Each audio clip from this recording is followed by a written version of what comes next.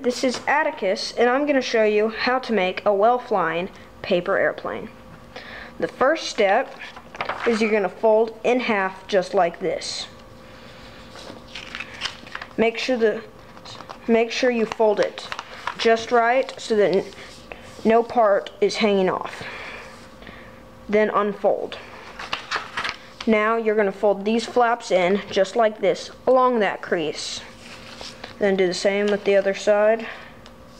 And now, here's the important part. You're going to take this part, just like this, and right along here, you're going to fold it right there.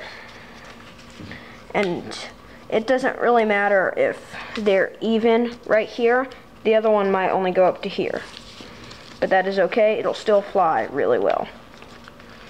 Just like this. See, they're not perfectly equal, but it will still fly really well. Now, you're going to take this side and fold it upward and make a really good crease.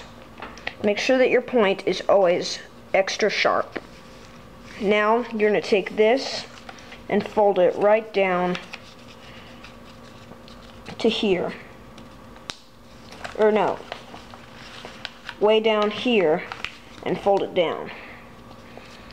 That will give you more wing, so it'll fly better. Then you're going to do the same thing with the other side and fold right along your other marks. So just like that. Now you're going to take this flap and fold it up about halfway like that. Then do the same thing with your other side and follow your marks.